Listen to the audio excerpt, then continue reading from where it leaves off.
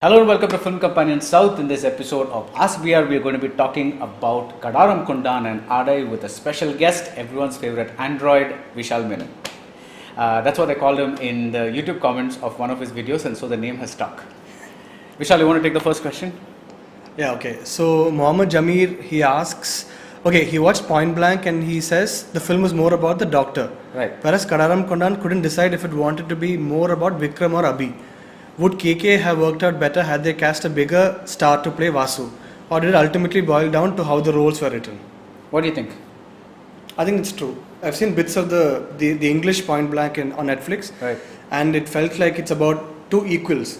Even if they're not the same age, they had interactions, they had a good thing going on. But whereas in this film, it felt like one guy was doing all the action, the other guy was just worried. He's not really contributing anything to the scenes. Was there I haven't seen Point Blank, so was there this big age difference there as well? Yeah. The guy's like a newly married guy, even okay. that. Right. But they don't look so different. Okay. They don't look like a really young guy and an older man. Okay. Yeah, so I felt that as well, because they wanted to make it like a toned down hero vehicle, I felt, but because this Vasu character had such a big role, it was almost a parallel role. I really think they needed to have an actor of better stature. There's no point in blaming a new actor, but then, that just, Vikram is so good, the other actor needed to have been at least somewhat along those levels. So, So Tavin Raj says, was it really necessary to highlight KK's backstory on why and how he became a double agent? I don't know that there was much of a backstory. There was just one dialogue where they say that he's a double agent, and he's a contract killer, and they just sum up the whole thing in a couple of lines. There was no real backstory. Right, and actually that worked for me, because if you look at movies like Yojimbo and all that, he's literally the man with no name. The samurai comes from nowhere. We don't know anything about him. He's just coming outside with no baggage at all. He's just pure action. That's all that matters. And I like that, actually. And then mystery works. Because I don't want to know who his family is, whatever. His wife died, something. And we get a bit about a brother, but that's a punch moment, And also it's folding into the story itself, because that's why he wants to avenge the brother, right? So that's actually part of the story. But otherwise, he's just this pure, stranger guy, and that really kind of worked for me. Adrian David, he asks, are there traces of for feminism in Aadai? I don't think it's for feminism, but I don't think Amala Paul is a feminist. Even though she probably thinks she's a feminist, I don't think it's really going for her. It's not working for her. Because even though she probably believes that she is, when she's actually put in a tough situation, she doesn't react like what a real feminist would have reacted to it. So, I mean, there are bits that I agree with, but I don't think it's for feminism as far as the movie is concerned. What do you think, Manny? I don't know. For me, this is not the trailer, I think, was a very interesting piece of misdirection, because I just saw this movie yesterday, so it's still fresh in my mind. I expected a very different kind of movie. I thought this is going to be one of those films where, we end up feeling very sorry for this girl put in this situation, this woman put in this situation. It's actually a very different kind of movie, and I don't think it's so much about feminism as something else. There's no ism in this movie, as in, like, there are bits of feminist, they've taken some hashtags and things like that and all that and tried to, weave that in. But the movie is not about feminism, and she's not a feminist. So I don't think that's kind of, like a thing. And even that legend that they show earlier, it's again a very interesting piece of misdirection, because they make you think it's about caste, they make you think it's about a woman, but basically to establish the fact that our freedoms have been very hard won, and with a lot of blood and other kinds of stories behind them. So we should be a little, we should be aware of that while we exercise these freedoms. So that's what it's about, even though it makes it look like it's about feminism or some caste thing or whatever it is. Do you agree with that? Yeah, of course. Yeah. Rishin RG, he asks, apart from Vikram, KK had a relatively unknown cast. It would have been a smart business decision, but did you think it affected the quality of the movie? Yeah. Not just the Vasu character, but even if you look at that police chief or... I mean, Lena is a big actor, supporting actor in Malayalam. She comes in a lot of films, but somehow, I don't know, nobody was used well, I thought. There was like a... Yeah, and even the other, that short-haired policewoman and all that, she's a robot, right? Like there's nothing that she's got to do. I didn't feel that there was any, the unknowns are good in a way, because they don't come with any associations of other movies, but Somewhat is not Even working. the other gangster, I still don't know what that guy does in that film. You know, that Hawaiian shirt wearing gangster. Yeah, I know. He's supposed to be this killing him supposed to be this great moment, but we know nothing about that. Yeah, I know, and he got like this really odd death Yeah. where he was like in his undie or something like that. Yeah. I'm like, no, I didn't want to see that. So Okay, I think we already answered this. Did you find the chemistry between Abi Hassan and Vikram to be adequate? No, there's no chemistry. yeah, That's one of yeah, the- that's the thing. See, it's a version of those. What do you call that? The odd couple thing. Huh. You know, it's just like when you look at Mel Gibson and in Lethal Weapon, and you look at Danny Glover, they're this typical. One is black, one is white, one is older, one is younger, one is responsible, one is rash. So that mix is what keeps this Yeah. thing interesting.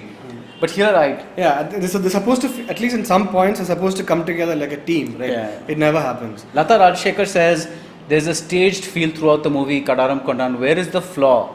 Is that because of poor screenplay or casting or directorial? I would definitely say the direction, because see, the screenplay is a very simple screenplay. It's basically just it's an action screenplay, which is what I liked about it, because it's a very clean action line. There's no great character baggage or anything like that. It's just an excuse for one thrilling moment after another, and the fact that these moments were not thrilling, I would say I'd put it down only to the directing. What about you? Yeah, the same thing. They build up scenes which you feel are going to lead to a great, huge action block, but then those action blocks themselves are very, very small and like 30 seconds long, and you feel nothing.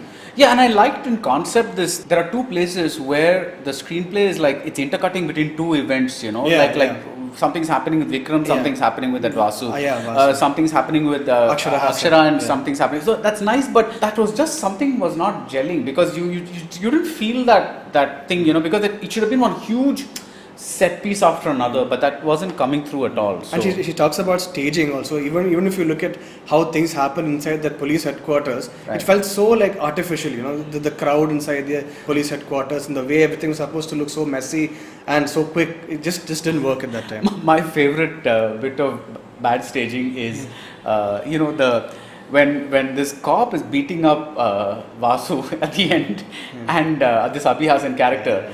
And that bloody fire extinguisher is right there in front of our eyes, big blazing red color for some 15 minutes or something like that, and it's like we know he's going to pick it up. It's not even like he's going to it's just a question of when. And I don't know. It was so. Didn't you guess that he was going to use it? Of course.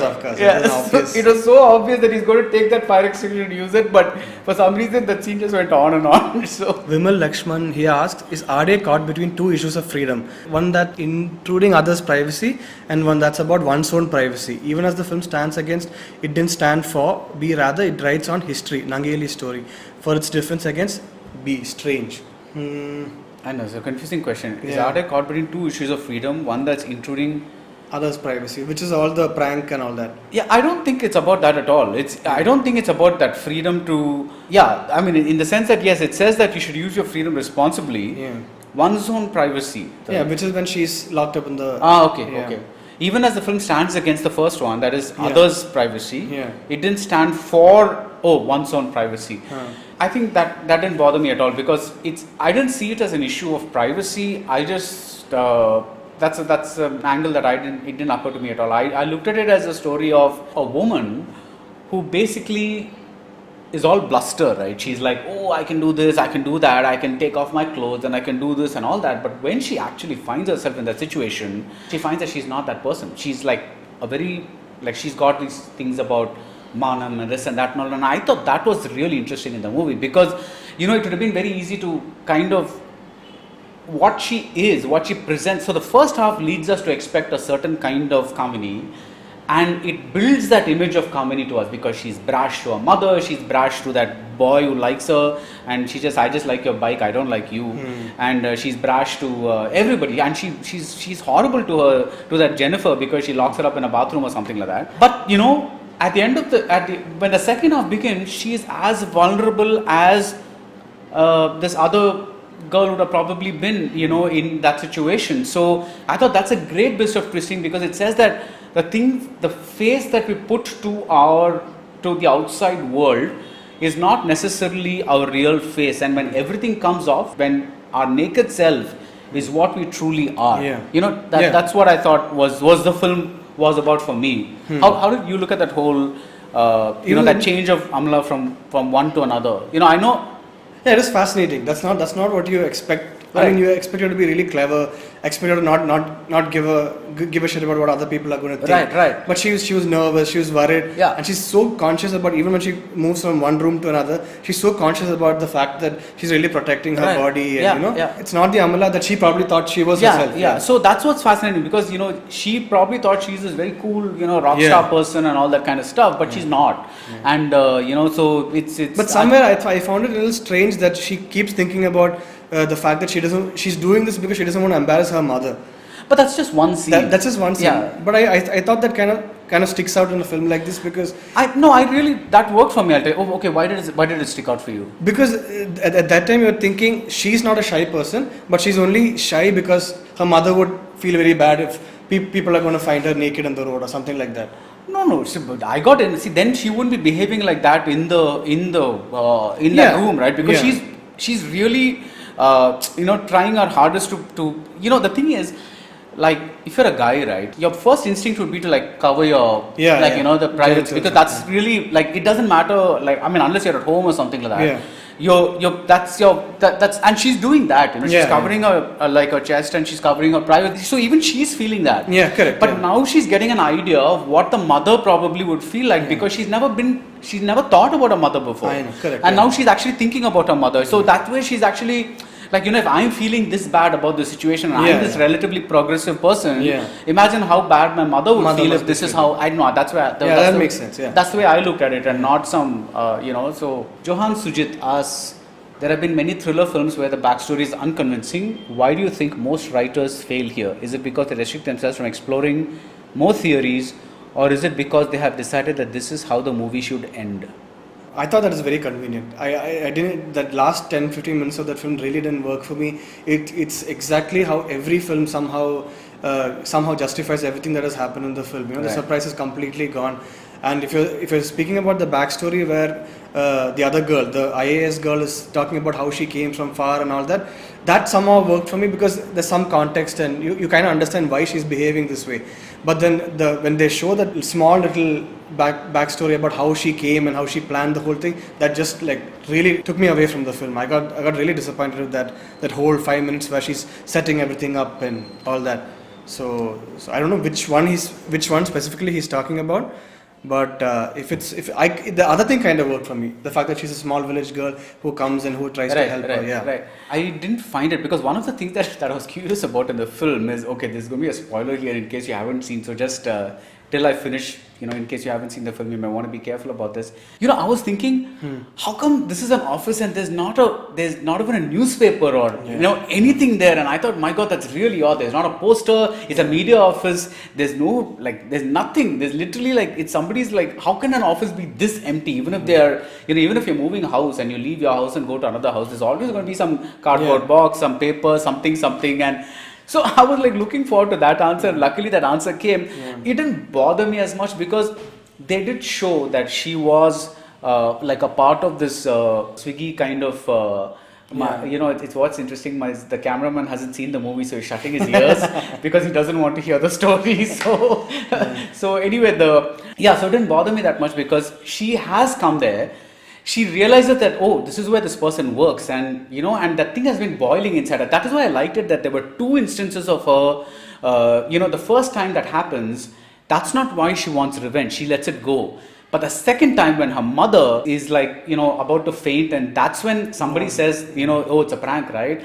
That's when she kind of says, shit, this is not okay. I really like the fact that they brought out that with two instances rather than just one instance, because it's not a simple instance when it happens to her, but when it happens to her mother, that's when it really kind of thing. And even then, she's not plotting a revenge or something. She happens to deliver food, and she sees her, and it's kind of a little crazy because she's overhearing and all that, but it didn't. Yeah, she stopped a guy on the way. I'll deliver the food. And then she comes. I don't know why she had to fall down. And, things like that. I think it's more a question of that being explained a little better more than I didn't mind the thing, but did you like that actor? I really like like that that. actor, I really yeah. like He's a that very actor. good actor, yeah. And I thought that dialect was really interesting. Yeah, I yeah. couldn't figure out where it's from, but Yeah. that was a very interesting way she was speaking. You know, Yeah. that's very nice. Yeah, the actor was really good. But do you think the film tries to kind of tell us that she's the real feminist, not Amala Paul?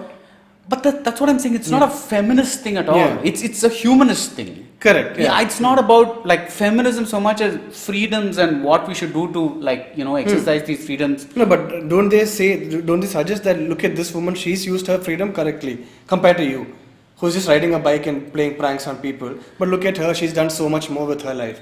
Don't they suggest that? What has she done with her life? She's from that small village that she's from. She Oh, studied yeah, IAS. Yeah, she's coming up. Yeah, she's she would coming have up in passed life. it. Yeah, that's a better way of doing that. And she's also I guess. So Victor asks, how come it's a comedy when a man becomes butt naked and tries to get his clothes on, and it becomes a serious message delivering film when it comes to a woman? It's a nice question. How do you answer this? Take a shot, Gary. See, I don't know. It's I think it's because traditionally women are viewed as more vulnerable, and at least in Tamil cinema or Indian cinema, you know like when you have a man naked, it's not as problematic or like to the man as the woman's nudity is to her. Yeah, there's no talk of dignity and all when a man's naked When a or man's stripped or anything. yeah. Though the humiliation aspect is there, but I don't see too many movies coming on like that. So I think that's what it is. Though again, I think he's speaking specifically about a film called Naked. I think it's on Netflix, where the entire film's about this guy trying to get his clothes back. right, and also men's nudity has typically been used for humor. Yeah. Like those, that old, not old school, but there's one very funny movie with the Will Ferrell, where they just randomly keep showing a penis just because they can come into the film. I forget which one it is, but yeah. So I think that's probably it. But yeah. Probably in the future, there's probably a film where a woman's naked and it's not a big deal or something. Yeah, MASH. MASH, yeah. There's that scene in MASH where that officer is taking a shower and so Rishita says, Aadai reminded me of Mohan Raja's movies that somehow finds a place to give a lecture on women's empowerment and limits to freedom. Do you think that the movie has become too preachy towards the end, that it brings up the initial essence of finally introducing unapologetic female badass? No, see, that's what I'm saying. See, I don't think it's saying that women limits to freedom, but what was this comedy using her freedom for? What was she doing? She was in this obnoxious person. She was doing this obnoxious show, which is called pranks or whatever it is. She's not thinking about anybody else. I mean, that's really what it is. It's not.